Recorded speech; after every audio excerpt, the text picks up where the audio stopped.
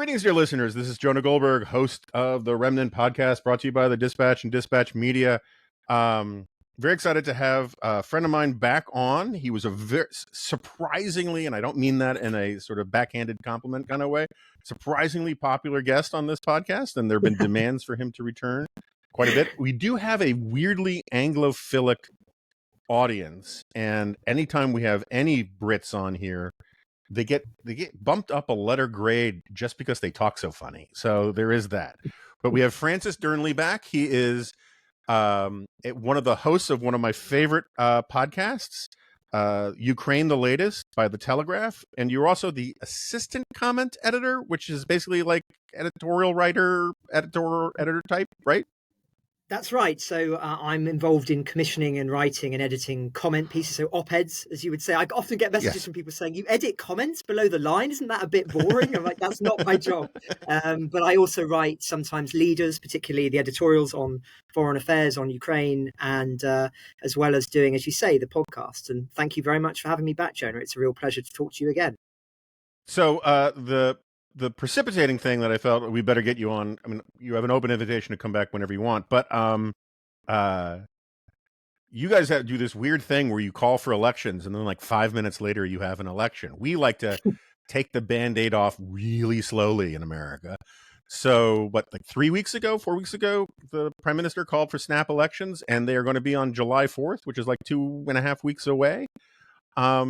And everything I read says that the Tories, or the Conservatives, we can use both terms here. I'm gonna do a little sort of helping people with terminology stuff here because you guys do talk so funny. It looks like it's going to be confusing. What makes it even more confusing, Jonah, is that there hasn't really existed a Tory party since probably the early 19th century. It's a derogatory term that's been absorbed by the Conservatives, or a formerly derogatory term. But so that makes it even more confusing, even for Brits, let alone for our foreign listeners. Yeah, you guys need to bring back Whig. I mean, we need to bring back Whigs too, but you know, it sounds like it's going to be a bloodbath. Why don't you sort of like 30,000 feet? What do things look like? So you're absolutely right. All the polls would suggest that this is going to be a bloodbath for the incumbent party, the Conservatives, led by Prime Minister Rishi Sak. And I know some listeners say, hang on, Prime Minister Rishi Sak, isn't it Liz Truss or Boris Johnson? And it was. But they were pretty short-lived in the grand scheme of things. Liz Truss especially, the shortest premier ever since, or overtaking, I should say, George Canning. Speaking of older times, a name well known in foreign affairs here, not least with his relationship with America in the 19th century. But there's been a huge churn within the Conservative Party of leaders, with Rishi Sak being the latest. He's only been there really over a year or so, and he's decided, as you say, to call a snap general election. Quite why people weren't sure. It was expected to be in the autumn, around the same time as your presidential election, but clearly he felt that the situation was more favourable in terms of the economy and other factors, and so he decided to call a snap election, which is his right to do so as prime minister in this country. So he can call a snap election and determine when the date will be. Technically, he could have gone all the way into late January next year, but he obviously decided not to do that, as I say. And for all sorts of reasons, it's been a calamitous campaign. I mean, for one, Rishi Sak is not the most charismatic leader, I think it's fair to say. And this, of course, is now, we're much more like your system, where leaders are required to be more presidential, which is really a limitation, because our system is not designed for that. We vote for parties, not leaders. And so this leads to a tension, which we're seeing play out now. There's also numerous policy issues too. I mean, Rishi Sak made all sorts of pledges around reducing immigration whilst it's rocketed up. Also about small boats. We've got a problem here, a migration issue where boats are crossing the channel of migrants, many of them refugees, but also many of them illegal. He said that he would stop that. He has not been able to stop that. He's been able to reduce it, but not stop it. Then, of course, there's the economic ramifications of COVID, which the country is feeling at the moment. The relative economic stability is not great, both in terms of the international and national picture, as well as the money that you feel in your pocket. So all sorts of factors are playing against him, and that's before you even get into the blunders of the campaign. Not least, most notoriously, he gave the speech launching the campaign outside of number 10 Downing Street in the pouring rain. And I think the only leader who can get away with giving a speech in the pouring rain was President Jeb Bartlett in The West Wing, in that memorable scene where the Dire Straits is playing in the background. Rishi Sunak didn't have the Dire Straits. He had the a protester doing the music that was the theme song for New Labour, Tony Blair's party's campaign for election in 1997. So a bit of an embarrassing moment for him, as well as getting drenched through. So there was that, but also very significantly, Labour have just been pushing this line about change, led by Keir Starmer, who is really a very uncharismatic leader himself, but he doesn't need to be charismatic. The Conservatives have made themselves so unpopular and run such a chaotic campaign that really he just needs to say change, time to change, and that's more than enough for him to probably win this comfortably. And indeed, some of the predictions at the moment would see him on an over 200 seat landslide majority, which, to put it in perspective, would be even bigger than Tony Blair's landslide majority. But the other big factor, before I take a pause for breath, Jonah, is Nigel Farage, a name that will probably be familiar with some of your listeners because of his support for Donald Trump. He actually introduced Donald Trump at many of the rallies, both before he won the presidency in 2016, but also in this campaign. A major figure here, very, very popular figure here, most popular figure, leader of any political party. He was not the leader of the Reform Party until very recently, when he made the shock decision, whilst the campaign had already started, it'd all be running for a couple of weeks, when he made the shock decision to say that he would return as a political leader, leading this party, the Reform Party, which was doing moderately okay in the polls, about 10%, and it's now rocketed and overtaken the Conservatives. And so his return is, I cannot stress enough how cataclysmic this is for the Conservative Party, because he's a charismatic leader. He's somebody who was vitally involved in Brexit and Britain's campaign to leave that, which he has argued has not been delivered properly. He has released a manifesto which steals many Conservative Party, but then radicalizes them. He makes them far more extreme. So many right-wing people will be drawn to him. But he also has a lot of support amongst working class voters, which might be inclined to go for Labour. So you've got this situation where he's thrown a grenade into the political context here, and many people think, himself included, that he will be elected an MP and may one day unite the right under him, the Conservatives and the Reform Party, and he might well lead that party, be the main opposition, and perhaps even lead the Tories into the next general election.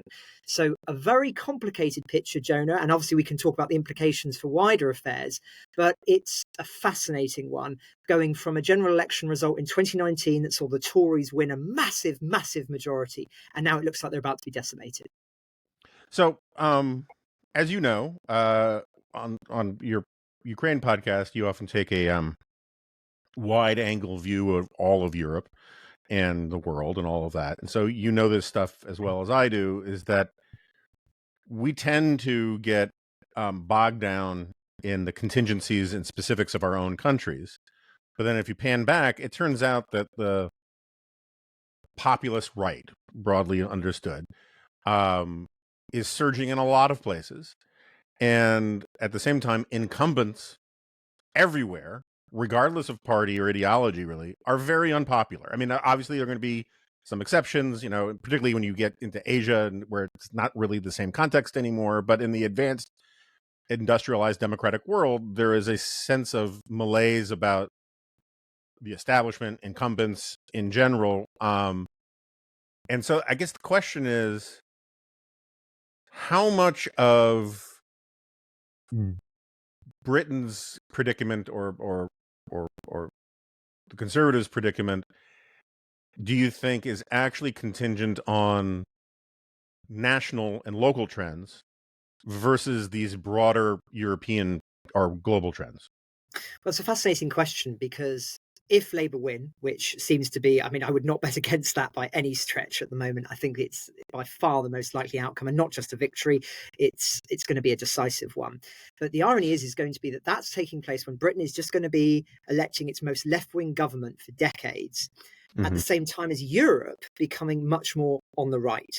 And in many ways, Britain has been, with its right-wing victory in 2019 under Boris Johnson, was ahead of the curve in terms of the direction that Europe has now taken. That's actually a very common trait in British history, by the way, that usually Europe follows what happens in Britain. We're sort of a good bellwether, and that, of course, includes as well on broader historical trends, like we had our revolution long before the French did, for instance, a generation before or a century before. So this is you handled that better, I want to say. Just if you're just keeping we score, certainly did. The glorious revolution, indeed. That's we right. Didn't have a guillotine on Piccadilly, to quote Master and Commander. But no, so it's a fascinating phenomena, that, and one perhaps to reflect on another time. But Europe is going to be becoming more right wing, and that whether be in France with a possible Marine Le Pen victory in the next presidential cycle. But even now, we've just had last week the Euro elections, which have seen many parties in Europe do very well against, as you say, the establishment. Many of them are right-wing parties, whether it be the AfD in Germany, whether it be on immigration, at least, Geert Wilders in the Netherlands. So just as you're seeing this rebellion in Europe, as it's trying to grapple some of the issues that have made the establishment unpopular, not least not tackling immigration effectively, not least what we might articulate as woke policies, which have not been universally popular, that has been carried out by multiple administrations. That is now being fought back against quite robustly, whilst in Britain, actually, people want immigration lower. People are angry about woke stuff, but they're so angry at the Conservatives for failing to tackle it as they promised, that they're actually going to vote for a party that is in favour of those things. So it's a real mess. But to your question about whether this is local or national, I think predominantly this is national for that reason. People are furious with the Conservative Party on both right and left. If you're on the left, then you think that, it's a borderline fascistic power and that needs to be destroyed, and if you're on the right, then you feel like it's let you down and has betrayed you, if you based on the numbers, on how it's handled Brexit and everything else. So this is a tremendous problem for the Conservatives, because I think they were hoping that this would follow international trends, this election, and it really has not. It's been fought on very local, very national issues, as it almost always is in Britain. So I don't know why they were expecting things to be different.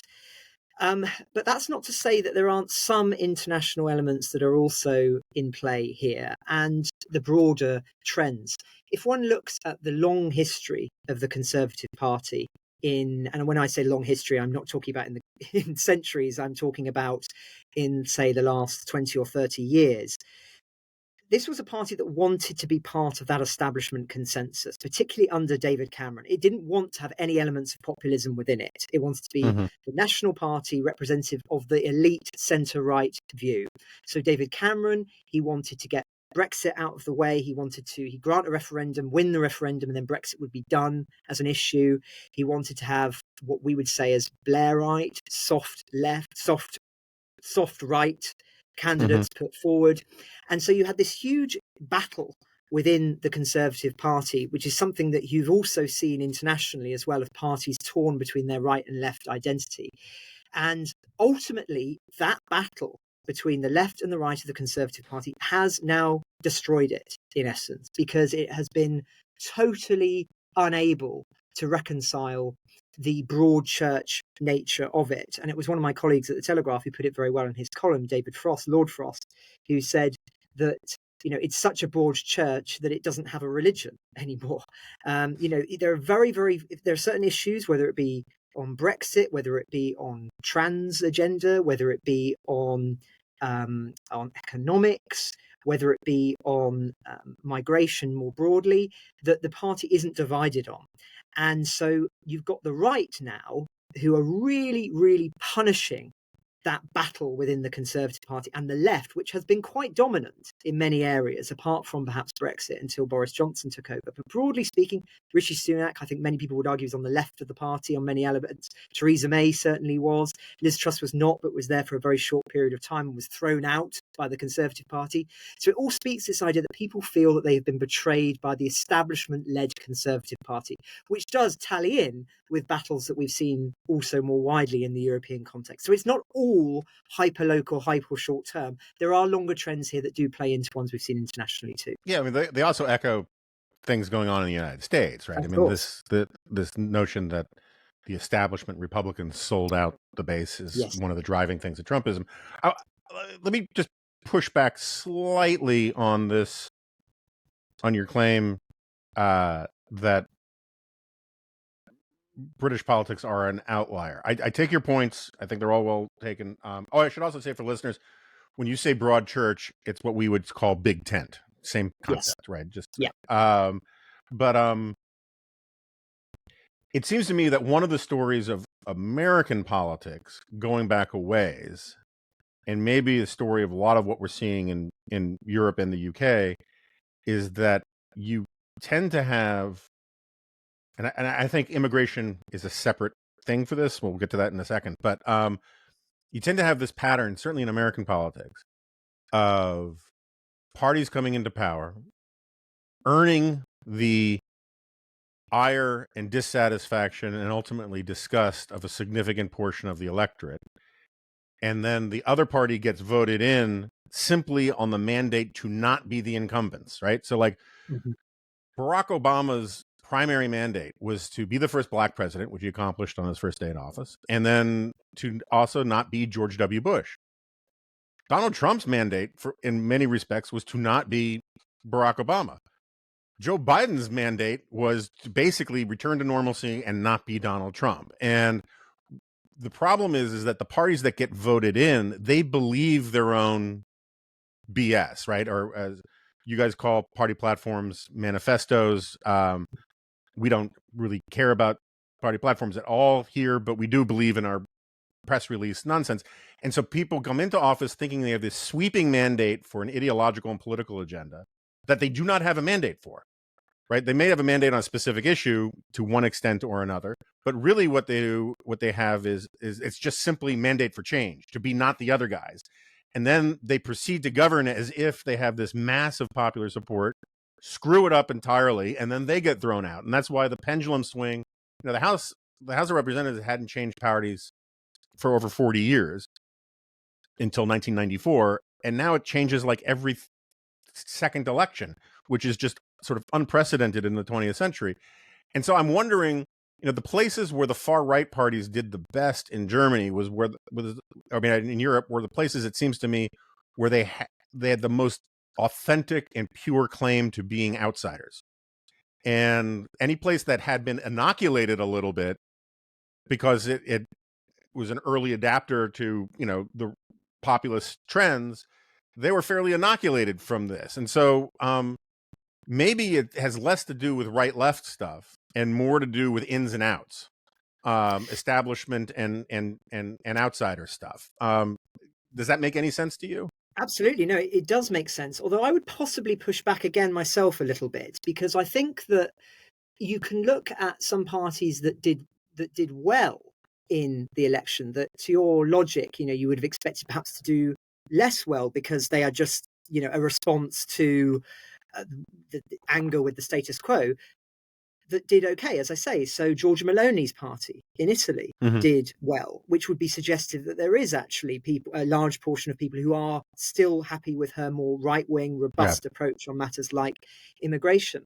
I think too, as well, that if you're looking at the German example, that yes, in certain places, people were voting more against the sort of the incumbent party, and yet you would have perhaps expected in Germany for it to be the centre right that would have succeeded more, given its history and culture, if it were merely a response to your point. But actually, it's more even more insurgent, radical parties that are scoring big.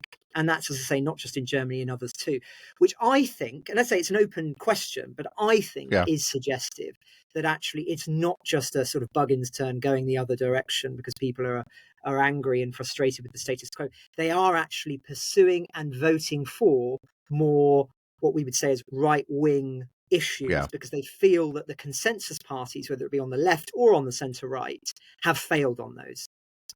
Yeah, so that's why when I was setting up my pushback, I said we got to take immigration out of it, because I think immigration is more than anything else. I'm not saying it's the only one, but it's the most obvious, the most clear cut, the most powerful issue that runs against just throw the bums out thing, because there is a widespread sentiment against more taking in more refugees, more mass immigration, and I mean, you follow politics in Europe more closely than I do, but is there any place where it is a plausibly advantageous position to take to say we should let in more immigrants? Well, under Angela Merkel, it was considered unconscionable to question the Right. letting in of refugees, in which she let in over 1 million in 2015. Indeed, I was actually traveling around Europe at the time, and I want to stress how huge that event was. It's largely forgotten now, the 2015 migration crisis, but it certainly contributed to Brexit, and it led to chaos in large countries in Europe. As essentially, just to go back a bit, Angela Merkel said, we will take everybody who gets here. So you can imagine then you had vast numbers of people traveling through all other European countries seeking to get there. And I say I was traveling around Europe at the time, and I saw station after station that was filled with makeshift refugee and migration camps, and it was camps, and this upset people for obvious reasons, and it had a major impact on Angela Merkel's legacy, because it was, of course, seen as negatively harmful. So we've gone through a big change in Europe on migration in just a few short years. But to answer your question now, I would say that there are some countries who are still more favourably inclined towards immigration, particularly in, I would say, perhaps some of the where the numbers are much lower. Some of the Baltics have less hostility towards it, some of the Scandinavian countries, although even they have seen huge spikes recently, and there's been a lot of anger about particularly Muslim people moving in from countries with Muslim as the main Islam as the main religion. So there's nowhere now, I would say, that's obviously advocating for it in terms of political leaders saying it, but it doesn't seem to have changed much even in those countries where they have been saying that enough's enough. I mean, I give the British example, which is Rishi Sak saying, that we want to see the numbers much lower. And yet he has advocated essentially for an economic policy which has seen huge numbers come in of legal migration. And that has not seen a reduction at all, really. There's been a minor one because of getting rid of dependents as being allowed to come. But, nonetheless, the numbers are still huge. So you can measure why people are angry, because they feel, well, it doesn't really matter who I vote for, because even if they're saying one thing, then another thing is being delivered. I take your point about migration being a sort of an issue that's obvious, but it's on other things perhaps less clear where a country is going more right wing, but as opposed to others.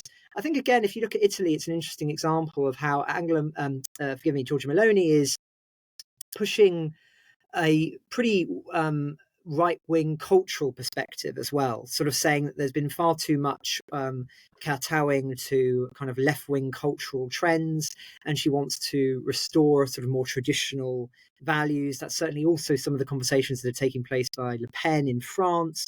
So I think I would challenge the notion that it's only on immigration that we're seeing perhaps some of these right-wing trends being embedded. I think there are trends on others, also in economics too. Some countries are more willing to at least make the arguments for far more of a free market than perhaps was being made a generation or so ago. So I think there is evidence that things are, that the right is making a comeback, shall we say, in Europe. But that's a very different question to saying whether they, of course, will be successful in that, and whether indeed the establishment, however one wants to articulate it, to use the British example, will be perceived as blocking said measures. And then, of course, you leave the door open for even more radical parties, which is indeed what is happening in Britain. And hence why I think, again, Britain is an interesting bellwether as to what may occur in Europe. If it fails, if the establishment parties or even the unestablishment parties fail in their promises now, then, we will have to see what political forces emerge. But emerge they will. So from my reading from afar, we can return to immigration in a minute, but from my reading from afar, it feels like neither party, people just don't want to talk about Brexit, pro or con. That seems weird to me, in part because you would think, my understanding is that popular opinion has kind of moved against Brexit because it didn't deliver what was promised. But at the same time, it feels like the Labor people don't want to talk about it because it works against them as a cultural issue, works for them as an economic issue, and for the Conservatives, it works for them as a cultural issue, but against them as an economic issue. Is that about right? So they just decide to not talk about it? I think in the Conservatives, it's less about economics, it's more about their failure to really make the most of it. So they're not trying. You won't get many Conservatives in the Conservative Party who will say, well, we should be actually in favour of remaining or not remaining, but returning to the European Union because the economic facts are stark. What they will, that's quite uncommon. I've not heard many Conservatives articulate that perspective. I'm sure there are some, but what they do say is we can't talk about Brexit because we've totally messed it up, in terms of immigration handling, in terms of the delivering of huge shifts in policy. So the arguments that were often put forward is that when Britain left the European Union, we would be able to deviate on certain things, so it would be, we could perhaps lower corporation tax and steal business from Europe. We've really seen a very, very cautious policy adopted, which means that we are as much rule taking in reality, even though it's not as simple as it used to be legally rule taking. Now it's sort of, we're just following more or less the model that's followed in Europe, even though we don't have to, as opposed to anything else. From Labour's perspective, you're absolutely right, though, is they don't want to talk about it because many Labour MPs, including Keir Starmer himself, who was the shadow Brexit secretary, were calling for a second referendum, which is, I still think, something that really is being very conveniently forgotten, because that would have been trying to effectively overthrow the mandate of the largest democratic exercise in British history, which I would have argued set a very dangerous precedent. That's been very conveniently forgotten and is not being talked about by either the Conservatives or Labour. And the other aspect that they don't want to talk about it is, of course, that Brexit was very popular amongst large swathes of their voters. Many working class people voted for the first time to vote in favour of leaving the European Union in communities that may not have voted for a generation or more. So it's a complicated picture with regard to Brexit. I would possibly challenge the idea that it's become less popular. I think it's become something that the trauma of those years, and I used to work in the Houses of Parliament in that 3.5 year period where they were trying to push through a deal. I cannot overestimate for your listeners the degree of the trauma that we went through as a result of that. I mean, every day was headlines about Brexit. Every day was the realization that no deal was going to get through Parliament. There was going to have to be a general election. But it took 3 years, protests on the streets, real anger, politicians doing, saying things that had never been seen for, a century or more. And people, I think, just in a weird way, are fed up with it. It's an issue that people just don't want to see resurrected. And so I think that also plays into it. And that's very different, though, Jonah, from saying that Brexit is no longer popular. I think if people were to try and undo Brexit, all of a sudden you would resurrect an anger. But I think people have accepted it's happened. They may not be happy with how it's happened, but they've accepted it's happened now and want to sort of let sleeping dogs lie. The other viewpoint of it, I'm not saying I agree with this viewpoint, by the way, because I think Brexit is very ideological from a left-wing perspective, and that is why it will continue to be an issue for generations to come. is a view put forward by Robert Toombs, who's a historian at Cambridge, which is that he says Brexit is like the Corn Laws. And for those listeners who aren't familiar with the Corn Laws, it was the major political debate of the 19th century in Britain. It destroyed the governing party for a very long time. But what it also did is it was fought and fought and fought and fought. The Corn Laws eventually were abolished, which were laws which basically set the amount of money that corn could be purchased for. I mean, I won't go into all of the details, but basically the argument is that it restricted it made it more expensive to produce and buy food, which obviously you can imagine wasn't universally popular. But once it was done, once the corn laws were destroyed, it became the political consensus to such a degree that it was no longer talked about. And that would be the other perspective on Brexit, is that we have shaped a new reality to such a degree that it's actually died as a political issue. Now, I'm not saying I agree with that. As I say, I probably would challenge that perspective, but it's an interesting thought. Yeah, I mean, there's some parallels in American history that I'm not sure how well they work. I mean, the New Deal was Eisenhower who basically made the New Deal bipartisan, and there are people like me who I'm not a big fan of the New Deal. I mean, it depends what we're talking about in the New Deal, but because the New Deal was not a coherent government program, it was a lot of adhocracy. But Obamacare in more recent history is a lot like that. It was incredibly divisive, and now there's not much political will to get rid of it. It's instantiated. There are fights at the periphery about certain states that are exempt from certain provisions for like Medicare and that kind of thing. But for the most part, Donald Trump is now campaigning about how he's not going to get rid of Obamacare, and that was like one of his white whale when he was president. I do want to ask. So it's funny. There was a recent piece by a New York Times journalist here who was making the point that aroused a lot of controversy that I want to say 1965. Don't hold me to that. Immigration law that basically wildly transformed the demographics of America in the space of 2 generations. That it was never popular. The results of it were never popular. I'm very pro-immigration. I'm not trying to I'm pro-legal immigration. I think that's actually an important distinction.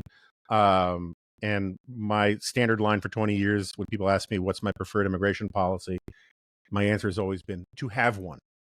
And then whatever it is, that's the thing that you enforce, because otherwise you create crazy backlashes and anger among people who feel like they're being lied to. And immigration pings our lizard brains in ways that a lot of other things don't. And so you should be forthright and honest about it. But I was thinking about this in the context of this New York Times thing about Enoch Powell, who famously gave this Rivers of Blood speech that was denounced. He lost his job in government and switched parties and all of this stuff. And Enoch Powell was I believe he was a classicist by training, and he gave this speech about how the equivalent legislation in the UK was going to have terrible effects, lead to rivers of blood, which I don't think it has. But he kind of became unpersoned because of it. And from my recollection, in the polling immediately after the speech, or in the weeks and months after the speech, turned out that large majorities of British people agreed with Powell about it. And it just sort of gets to the point that there is this sense, one of the fuels that the Steve Bannon crowd, the Nigel Farage crowd, all these guys have is the sense that the globalists are playing games with populations irrespective of the sovereignty of the populations at hand. And whether the policy is right is not my issue. It's just this feeling like they're doing it without permission. And I'm sort of wondering, does Enoch Powell come up very much anymore? Is he still just a figure of hate? Do you agree with that analysis generally, that it's part of the problem with the immigration policy is, one, people have issues with immigrants, which I think as an objective matter is just true, but two, that they feel like they're being manipulated by the establishment? I think there's lots of points there that are absolutely true. Just on Powell, I believe that Rivers of blood element was actually a quote from Virgil's Aeneid. Your listeners will correct me I if think I'm that's wrong, right. Yeah. but Right. so he was actually, it was his classicism that ultimately did for him, in a sense, because Yeah. people picked up on that and thought that he was talking about violence. I mean, which I think he actually was, in terms of it had a double meaning, but the quote was often not um, appreciated for its classical reverence. You're right; he was a very distinguished classicist at Trinity College, Cambridge, and his dream, I believe, was to be Viceroy of India. But obviously that That's a role good became dream to have, I got to tell you. yeah, I mean, it's just he was a As figure dreams for that go, that's a cool as dream. dreams go. But then it was scrapped, and so he had to try and be a member of parliament instead, and I think he would have wanted to be prime minister. And to your point, Jonah, I mean, he was incredibly popular for that speech, as uncomfortable as it may make us now. If the polls showed that if he'd been impossible to run as a Conservative leader and prime minister, he would have won decisively following that speech, despite all of the outrage that there was at the time, and indeed particularly since, about the remarks that he made. So I think when it comes to the narratives, though, and whether he's brought up, you do get him occasionally referenced, and you hear people whisper on the sort of fringe right, Powell was right. But it's very unpopular to hear him being referenced regularly. He is considered very much a figure to be denounced when he is articulated at all. And I include that from a right, from the right's perspective as well as the left. And he has Sort been of like a George Wallace type, maybe, somewhere. somebody who really is not considered an acceptable person to discuss in contemporary politics because of that speech, and it is almost all down to that speech. But you're right. Your broader point about immigration, I think, is true and is felt here. I mean, the reality is that there has never been any election in this country that has been fought for a very strong liberal immigration policy. And yet that has been what has happened again and again and again and again. I mean, if you were looking at a historian's perspective on the elections that we've seen recently, and I'm only talking in a handful of years here, I think all could say that to some degree they've been elections against the establishment with a strong anger about numbers of immigration. So Tony, the defeat of Labour under Gordon Brown after the huge spike in Eastern European migration, with the election of David Cameron, I think that was a rebellion against that in 2010. Then in 2015, the guarantee of having a referendum to potentially leave Europe, which of course had enforced us to have open borders with Europe. Again, that was an election that was largely, you could argue, fought with migration being a key issue. Again, that we voted to leave the European Union, and the referendum in 2016 didn't lower migration. Then in 2019, an election to deliver Brexit and lower migration. It didn't happen. So you could say that very, very simply, you've had a generation here of, regardless of all of the other political issues, on the one issue that has mattered for a lot of people, has not been delivered. And you just think the absolute insanity from the Conservative Party's perspective of not delivering that. If they delivered that and could point to that, of greatly reduced migration, then I think that there would be a lot more sympathy for them. But if you speak to people, particularly who are now supporting the Reform Party led by Nigel Farage, it is that fact, to your point, that they feel they've been let down by the establishment in some way that has this orthodox view on immigration, that anybody who deviates from that view is somehow beyond the pale. It has been enforced and imposed upon them. And Nigel Farage plays up to that. He talked about it recently, saying that this was never voted for. This has been carried out by political figures like David Cameron against the wishes of the British people. And of course, in response to that, you get David Cameron, who currently is the British Foreign Secretary. He's back, as it were. Again, a fascinating decision to do that from Rishi Sunak, given how unpopular David Cameron is amongst many people. But regardless, Cameron was saying, that this is dog whistle politics from Nigel Farage. So again, you could say, well, this is just a classic example of the elite not listening. And fundamentally, what is democracy there for? It's for people to respond to what the people are saying. And I think, unfortunately, on migration, you can say, and I don't think this is a partisan point to make this, that people have voted again and again and again for something to be done, and they have been ignored. And that's what what democracy is about, fundamentally. And that is why people are so angry. So, in the United States, which has its obsessions about race, good and bad. We don't need to get into normative things about it. If the head of the Conservative Party were, we would say Indian American, you would say Asian, of Asian descent, it would be the subject of it would launch 1,000 op-eds, and yet, and I'm sure there has been some commentary about it, but I just haven't, I haven't seen it very much, and I'm just kind of curious, like, does that have much resonance in conservative politics, British politics generally?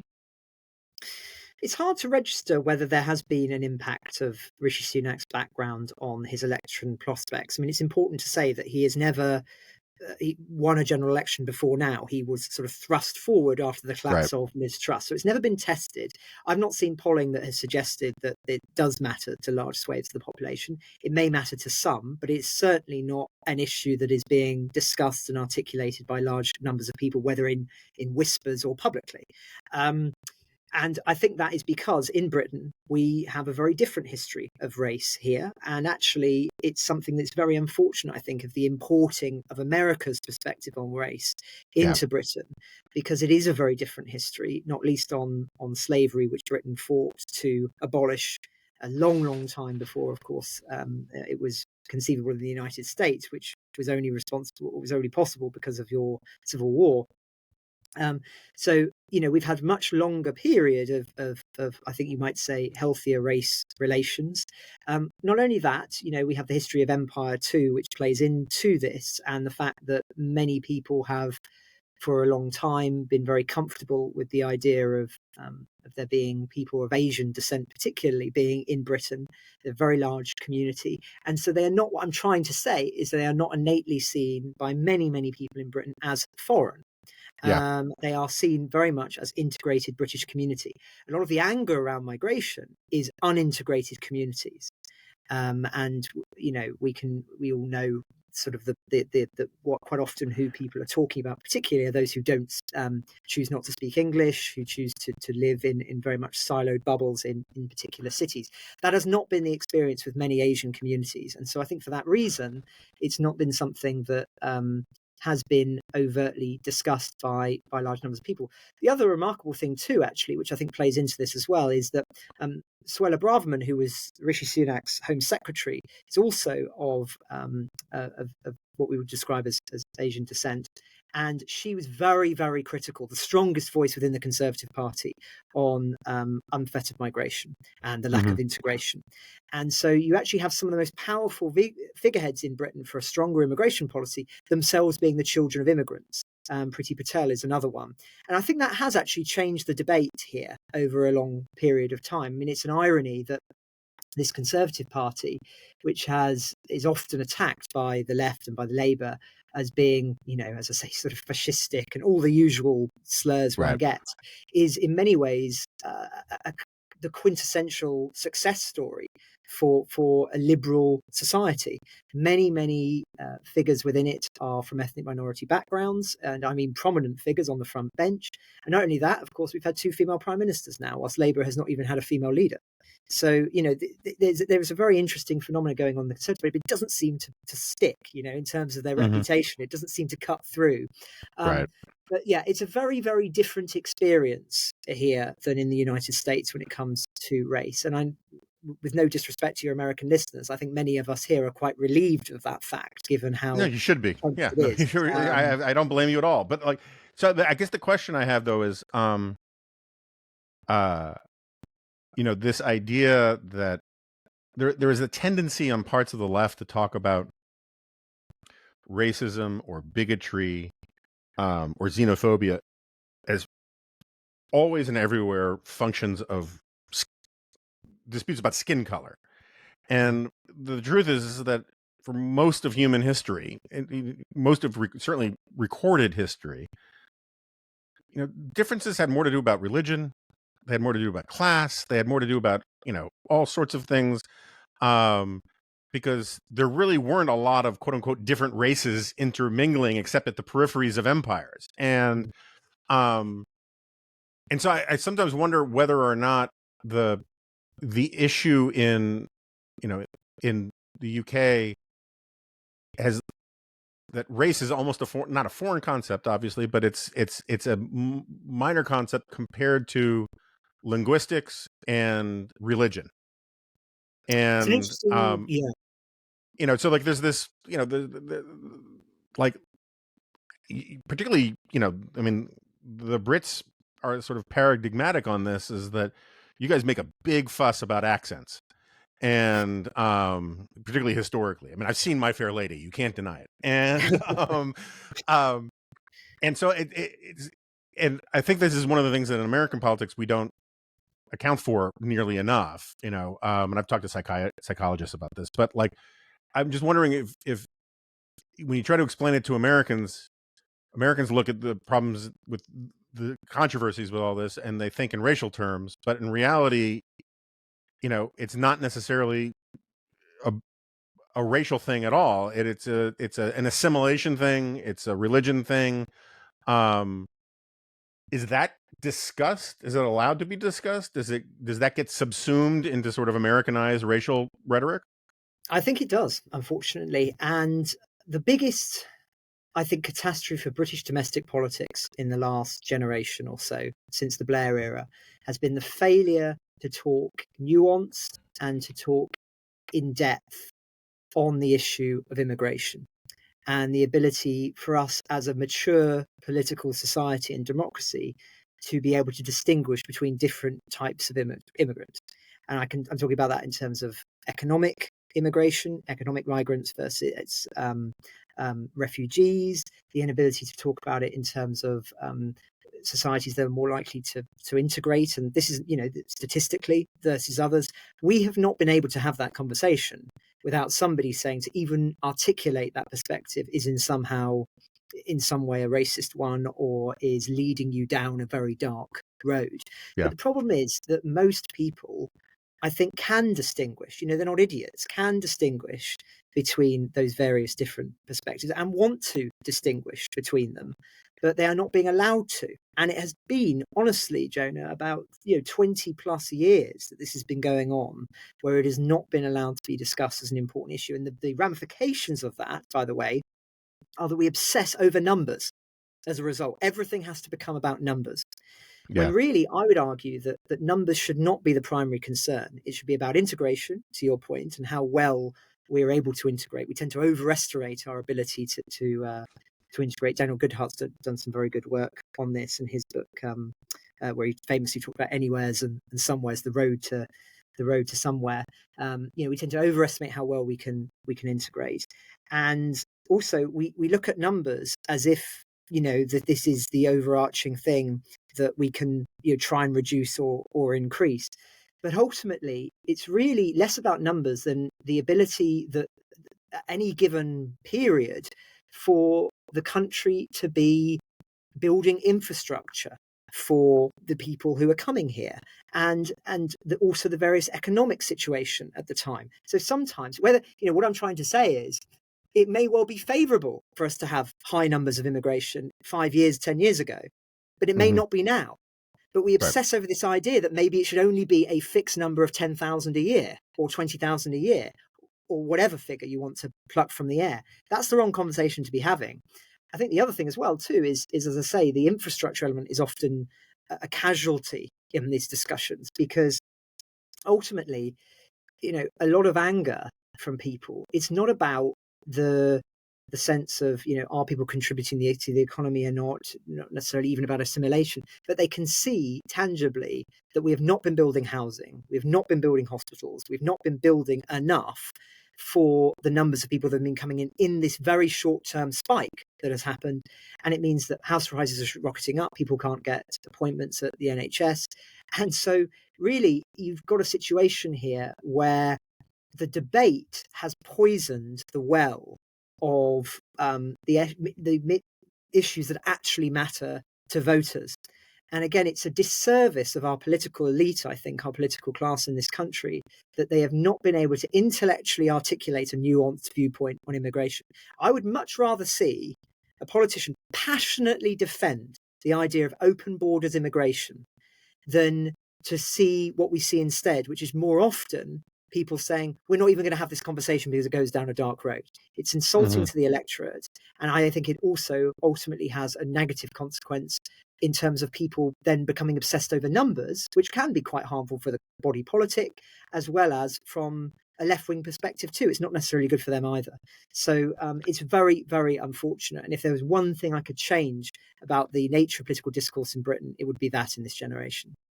So I do want to get off of immigration, and I know this is fraught, but I don't want to mischaracterize Douglas Murray's argument. But I've seen him make the case that part of the problem, or let me put it this way. I don't want to mischaracterize.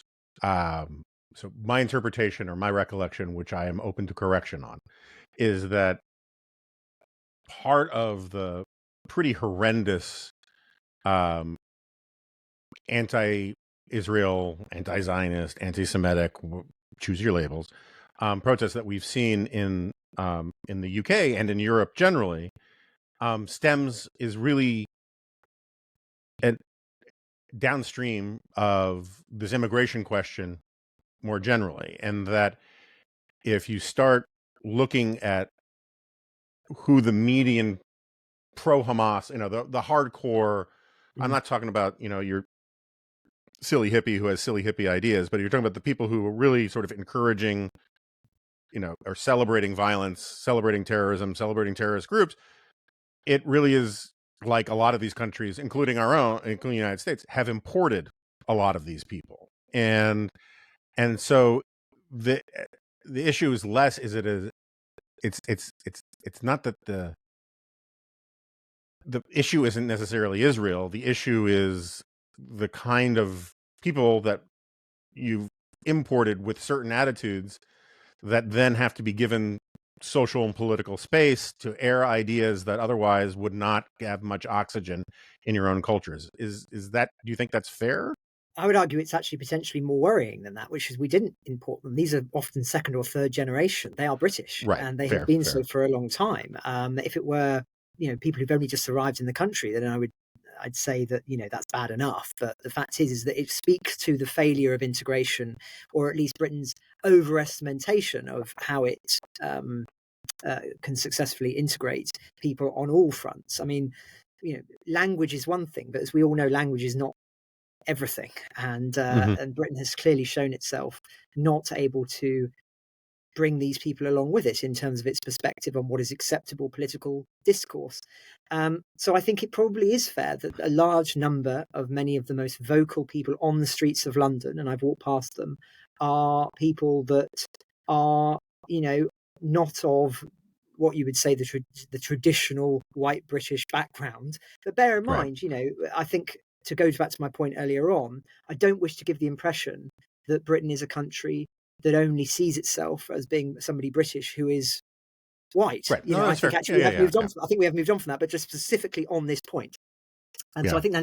I think Douglas Murray's point on that is fair. Although actually, you dismiss the idea of the hippies who are sort of involved in this. I actually think too they really matter in this. It's not as if the streets are only full of the sort of pro Hamas extreme wing that are coming from it from a religious perspective or a cultural perspective. In universities and in terms of the left generally, many people joining them on the marches are ideologically far left people who play into the idea that this is about colonialism, this is about British foreign policy failings. You see signs referring to the Balfour Declaration of 1917, and this is really, really strong as well. And I would say that, that narrative has, in a way, or their prevalence has made it acceptable in other areas, particularly in universities with the protests that we've seen here in this country too, for this to be a view that is more sympathetic to quite extremist positions, chanting to the river, to the sea, is accepted as acceptable political discourse. And that's not because they have a particular affinity with let's say, people who are second, third generation Muslim who are sympathetic to their Palestinian brothers or sisters. These people who ideologically think that Israel is a colonialist power and that Britain shares its responsibility. So if I look at the streets, I see those two issues running in parallel as being particularly important, as well as the fact that those people, of course, are contributing op-eds to other newspapers, other blogs appearing on television, and so that is also part of making it an acceptable form of discourse in Britain. Yeah, no, and that parallels the United States. I didn't mean to say that the hippies are all peaceniks and all that kind of stuff. No. And the contradictions that you find among people who insist that the Palestinian struggle is the struggle for queer rights and all of these things, just shows you the wonderful elasticity of some ideological commitments. But do you have time for just a few more minutes? If I keep you a little long? Yeah, Okay. yeah, absolutely. Because I would be short. I would be a dereliction if we didn't at least get to some Ukraine stuff. How are you feeling about it these days? I mean, I have to admit, I'm a huge fan of your podcast. I've been proselytizing with my sandwich board and my big cowbell, through Times Square, telling people to listen to it for a long time now. But I'll tell you, the issue is so depressingly slow moving that there are days where I feel like listening to it is more of an obligation than, more of a duty than anything else. And it's not a reflection on you guys. It's just it's the facts and that you're having to report and discuss. And I can't say that I am wildly hopeful. I can say I'm hopeful. I can't say I'm wildly optimistic about the direction things are going. So, can you disabuse me of that? Well, first of all, thanks again, Jonah, for your support for the podcast. I think many of our listeners from the United States found us through you, so we remain forever grateful for your support, and thank you for sticking with us in what I agree is a challenging time. I will challenge you somewhat, though, if I may. I think the most pessimistic negative moments were perhaps a month ago, or at least I think, within let's say a 3-month time frame, with the Russian forces seeking to launch new offensives with Ukraine understocked and with its hand tied in terms of weapons permissions. I've now argued on the podcast for the past week or so, and I wrote a piece for Telegraph arguing this as well, which led to some comments, which is I think the most severe moment of danger has now passed from Ukraine's perspective in 2024, because whilst things are very precarious still, weapons are now filtering through to the front lines after the US passed that $60 billion aid package. And more importantly, Ukraine has been given permission to use Western weapons, including from the United States, in order to strike Russian material on Russian soil. And this was a major sticking point, because you're in this absurd situation, particularly on the Kharkiv front, one of the cities in the east, that you could literally have an army building unmolested 4 kilometers away across the Russian border that couldn't be struck. And in war, that is totally, totally illogical. When one country is able to do whatever it wants in your territory, but you're not able to do whatever it wants in theirs. When you're fighting a war of this magnitude, it was absurd. The permission has now been given. If you're fighting a war for survival, right? It's one thing if it was some colonial thing where we had limitations, or arguments about limitations for Vietnam, let's say. But when they're actually talking about defending your homeland from an invasion on your border, and they're not going to be invading Russia, right? There's no possibility of them invading Russia. This is just them being able to strike targets that are just across the border. And finally, permission was given for that. And we are starting to see the Russian assaults be weakened now by that permissions given and the weapons filtering through and new technology arriving. So I think the moment of extreme crisis, extreme pessimism has passed. And we know that the briefings were very, very pessimistic that Mike Johnson saw, that Biden saw, that Macron saw, which led to them amping up their rhetoric and indeed eventually giving the green light. I think Trump also saw or was told about the most negative scenarios and didn't want to be the one that could be blamed for Ukraine potentially losing vast amounts of territory or even seeing a frontline breakthrough from Russia. So the moment has passed of extreme crisis. But that's very different, Jonah, from saying, well, okay, then Ukraine's on track to win. That is just them on track to not collapsing, right? And the big debate to Right. come is, do we want Russia to be defeated, as we've said, or do we want to impose a peace through negotiations that Ukraine is not happy with? At the moment, as things stand, I think the Western consensus, secretly behind closed doors, is that they want there to be some sort of negotiation to end this war sooner rather than later. That is a very, very different question than seeing Moscow defeated decisively on the battlefield. But the reality is, given the weapons that are being provided at the moment, given the nature of the permissions that have been given up until now in terms of weapons use, because even now there are limitations on how far into Russia missiles could be struck, could be sent, can be fired from Ukraine. There remains this huge sort of point about what is needed for them to actually have decisive change and in terms of their battlefield fortunes. And that is really, for me, the central question at the moment, because what it would mean is a requirement for us to be ramping up much, much more military production in Europe. And it requires, too, far more robustness from Washington about what it's willing to give in the short term.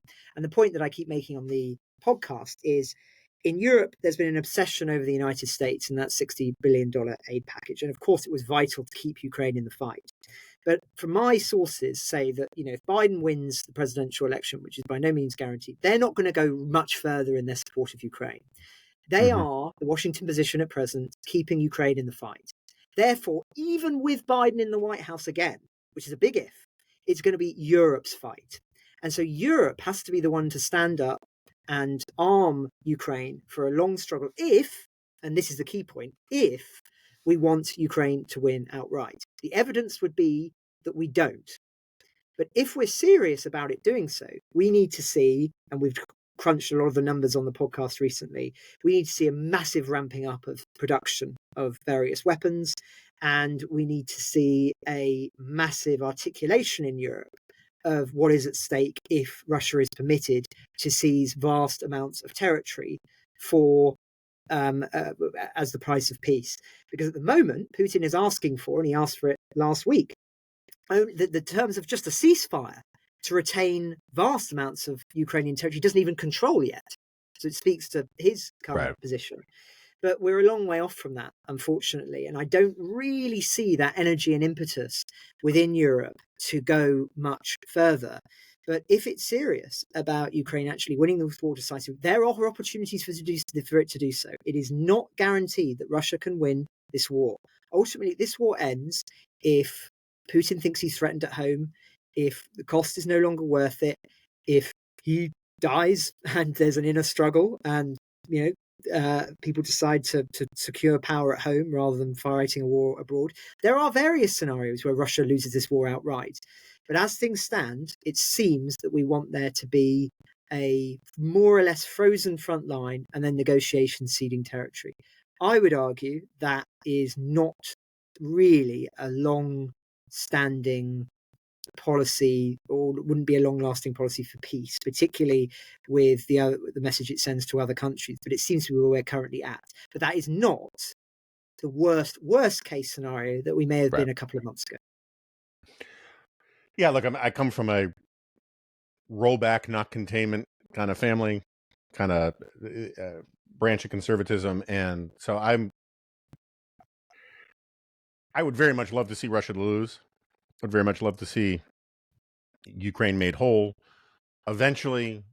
And I think it would be a long time coming, even according to expedited systems, to get it into the EU or any of that kind of stuff, for sort of classic Metternickian political reasons. You just don't want the center of gravity of France does not want the center of gravity of EU to move to Poland. No, it doesn't. Right? So there are going to be all sorts of things, like never mind the agriculture stuff. But Ukraine winning, Russia losing, Putin dying, these all, yes, please. Those all sound good to me. I guess one question I have is, let's say things start going very badly for Putin, and or even that he dies and there's an eternal struggle, and the opportunity that creates for someone who might be very bad but can say this was Putin's war, we don't need to do this. We got to take care of everything ourselves at home, blah, blah, blah, blah, blah. Let's get the hell out. Let's bug out. Do you think Crimea ever gets returned to Ukraine? Even under those circumstances? Well, the first point about Crimea is it's often seen, because this is what Russia wanted it to be seen as a vital aspect of Russia's domestic apparatus. So this idea that that's where the fleet is docked and that it's essential that it retains Crimea for its own defensive reasons, and that's how it justifies the annexation and how it even, to a degree, justifies the full-scale invasion. That is now nonsense. Whilst it might once have been true about Crimea, the fact is now that with the weaponry that Ukraine has, it is just territory like any other. It can't dock the fleet there anymore. It's not safe for it. It's been sunk. It's really not a secure base, which is why it's not able to dock them in Crimea anymore. So really, in that sense, we in the West, I think, do need to just sort of see it as other territory that legally belongs to Ukraine, as opposed to having this special status. So that's obviously relevant to this. To your question, does it ever go back? I mean, that obviously completely depends on the outcome of this war. Is it likely to be taken by force? That, again, depends on the nature of the Russian stretching of armed forces. I've heard experts say it's impossible. I've heard experts say it's very likely. I mean, one thing that definitely was more likely, let's say a year and a half ago, if before Russia was able to build lots of other corridors into Crimea, like rail corridors, etc., if the Kerch Bridge had been destroyed, then its ability to supply Crimea would have been severely hampered. And if there had been assaults near there, then who knows what might have been possible. Some people said that would have led to a collapse or a mass surrender there, or at the very least, that the imperilment from ATACMS and HIMARS and other weaponry would mean that it would have effectively be a nullified force. I've heard that view. Others say that the likelihood of it ever being seized in a sort of liberational sense is also for the birds. So, I don't know, but I think that the idea that you often hear articulated is that Moscow has now ramped itself up to a war economy, and that it is therefore impossible for it to be defeated. That once Moscow gets on this footing, they cite the Second World War. It's impossible for it to be defeated. I think that needs to be seriously challenged. I mean, for one, this is not Stalin's Soviet Union, right? Many, many people, the only reason that Putin is able to fight this war in the way that he has is that he says it's a special military operation that won't affect you in Moscow and St. Petersburg. The likelihood of you being sent to the front is severely limited. He's basically managed to recruit people from the fringes of Russia and other communities who aren't going to kick up a fuss. This cannot carry on indefinitely. Right? He is playing for time because he thinks that it is on his side. The kind of losses Russia is suffering, 1,000 casualties a day, is extraordinary. It fought Afghanistan for 8 years and lost, I think, 15,000 kills and 50,000 casualties. Estimates now 500,000 casualties, Biden said at the D-Day event that I was on the 6th of June, so in Normandy. So we're talking astronomical numbers. I'm sorry, as a historian, I would say that is not sustainable for years and years and years and years. I would also, to the point that you just raised there, I would say that if you accept that and you accept the idea that if Putin begins to feel sweat on his brow at home, that there is a lot of historical evidence that he would seek to withdraw, not least because of his domestic pressure, but also even if he was overthrown, which I'm not saying is particularly likely, but even if he was, this idea that you get a table-banging successor who would want to escalate the war in Ukraine is, I also think, for the birds, because if you look at Russian history, what tends to happen is it becomes an absolute priority for you to secure power at home. Withdraw the troops from abroad, bring them back, get them on the streets of Moscow and Petersburg. That's what the Bolsheviks did, of course, withdrawing from the First World War, which came as an enormous cost to them. The Brest-Litovsk, famously 1918 peace treaty, was enormously expensive, but they were willing to pay that price. And there are other examples from Russian history too.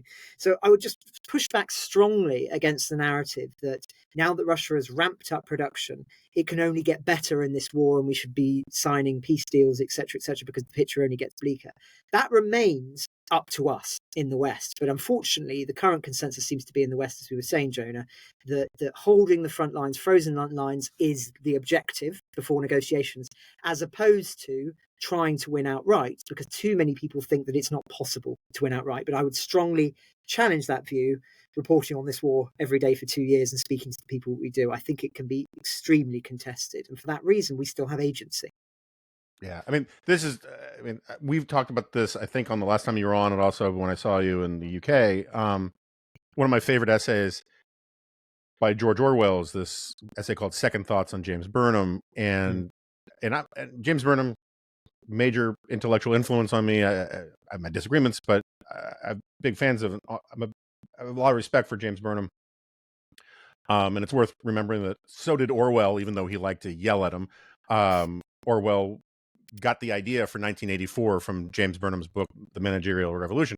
But Orwell makes this wonderful point in that essay where he talks about how throughout the war, World War II, British elites were constantly thinking that every setback meant we're going to lose, and every victory meant we're going to win. And they would do these straight line projections from whatever the good news or bad news in that day's headlines were. And meanwhile, the average British citizen was like, yeah, we're going to win. You know, it's going to be hard. It's going to be difficult. It's going to take a long time. It's going to suck, but we're going to muddle through and carry on and win. And his point about this was that intellectuals have a tendency towards power worship, and they make these straight line projections that cloud their judgment. And I think there's no place that I get more, at least in terms of international stuff, more frustrated than the way in which Russia is treated, both by good faith people I just disagree with about Ukraine, but also the true Putin philiacs, as sort of a force of nature, as a entity. Like you can't poke the bear. How dare this is all NATO's fault. This is all Ukraine's fault. You don't understand. Like this, Russia had to do this in the same way that like the tide has to come in, that the Earth has to circle the sun, because this is just what Russia is and has no agency and no moral accountability. And you get the same thing about China. And meanwhile, Israel is signaled out as utterly responsible for every bad thing that it has, and that happens. And that's fine. I'm not trying to conflate all the arguments, but the people who say the stuff that they say about Israel are the ones who claim to be, in good faith, really upset about things like settler colonialism and ethnic genocide and or Jim Crow and apartheid. China is an apartheid state. China practices Han supremacy. If you are a Uyghur or a Tibetan or one of the other non-Han ethnicities, you are essentially a second-class citizen with internal passports, not allowed to go to the best schools. Russia has been a settler colonial power consistently for 1,000 friggin' years. And it doesn't seem to offend any of the people who are outright furious at what they claim is true of Israel, which I don't think is necessarily true. And I sorry to monologue, but I think that part of the thing is that the power worship thing is real. And what history shows is that authoritarian powers are strong, but they're strong like marble, and marble is brittle. It is not anti-fragile. And so when they topple quickly. Yes. Because they don't have the internal mechanisms to be flexible for anything. And so I think Putin could go tomorrow. We just don't know because we don't have visibility into it. It's like a Hemingway's bankruptcy. It's gradual until it's sudden. And that's the way Putin will go. And the idea that we should lose the war of will just drives me crazy. I completely agree with all of that. I mean, it's always very telling to me that, as you say, the criticisms that are often made about the West are never made about Ukraine and China and our enemies, which I think is revealing of the true mentality that's really behind. You mean Russia and China, not Ukraine and China. Sorry, forgive me, Russia and China, forgive me. Important point, yeah, Russia and China. So no, I completely echo that. And to your point, I've never forgotten an essay I read once. I think it was in The Guardian, and it was from a notable writer. I won't name them because I don't want to sully their arguments. I'm sure it had nuances to it. But the essence was that many people on the left mourned the loss of the Soviet Union, not because they didn't recognize its evils and its, ineffectualness, but because for all of those things, it liked the idea there was an alternative to the capitalist system. Mm-hmm. And it sort of represented something bigger and something that wasn't the West, wasn't Western orthodoxy. And that was weird. They were willing to defend that idea, even against all of the horrors. And that for me is morally unconscionable, by the way. Yeah. I think it's absolutely appalling to admit that. But that is, I think, a way in which a lot of people talk about it. The other moral concession that I would say is starkly common to your point is when people say, well, this is us poking the Russian bear, it was inevitable, it's NATO escalation that has led to this. They totally seem to ignore the fact that that is a huge concession of principle, of democratic principle, to accept that argument. Because what you're basically saying is there is such a thing as the 19th century conception of spheres of influence.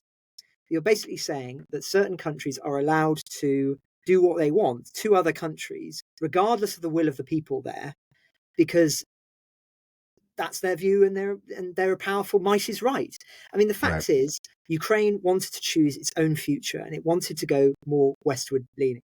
Putin decided that was not acceptable, and so he invaded. I'm simplifying, but that's the essence of it, whilst playing into narratives as well about the idea that Ukraine is really Russian, and this cultural idea of them being one people, and also wanting to achieve greatness. And there's nothing greater in history than acquiring territory. So all of these things come into play. But I'm just shocked at how often people say, oh, yes, well, it's NATO's fault for this. But if Ukraine decides that it wants to join the European Union, if Ukraine decides it wants to join NATO, then we're not imposing that on them. They applied for it, and we can say no. And by the way, to your point earlier, we're not going to say yes to the European Union or NATO anytime soon. It's just not going to happen. So for me, that is a complete excuse that you often hear used to defend Russia. It has no real merit in reality whatsoever. And for more evidence of that, just look at what Russia has done since Finland and Sweden joined the NATO bloc. It's done very little. Its border now, bordering on Russia, I think 800 miles was added to countries that are directly on Russia's doorstep. But it hasn't threatened invasion. It hasn't done anything that would be seen as excessively aggressive. It was a complete excuse, this idea of NATO escalation. It was doing it because Putin saw an opportunity, and unfortunately, he operates in the space that is afforded to him, and we afforded him too much room. I still firmly believe that this war could have been prevented if just a few thousand NATO peacekeeping forces had been put in Kyiv at the request of the president. But Putin realized that time was running short. We didn't do that, and the rest is history. Since you used the phrase "the rest is history," when we should wrap up, but the other British podcast I listen to all the time is the Rest of History podcast, and and I got to say, it still drives me crazy. Like inverted commas is not a thing. Just stop using that. And I don't understand why you guys can say controversy. I mean, you can say controversial, but you have to say controversy. I mean, it makes no sense. Anyway, I now obsessed. I mean, we've talked about this before. Your insistence of using plural nouns, it just drives me crazy. But I'm sort of wondering, like in British podcast world, are they an 800-pound gorilla? Have they do they seem to have broken through, or are they just another one of many different podcasts? Oh, no, they're huge. They're one of the biggest podcasts in Britain, definitely, and international exports. Yeah. And for those who aren't familiar with the rest of history, it's two historians who basically talk about all sorts of manner of different topics, usually with a guest who's an expert on it. And it's a simpler format as that. But it works because people like the long form, they like the in-depth, they like hearing the nuanced approaches.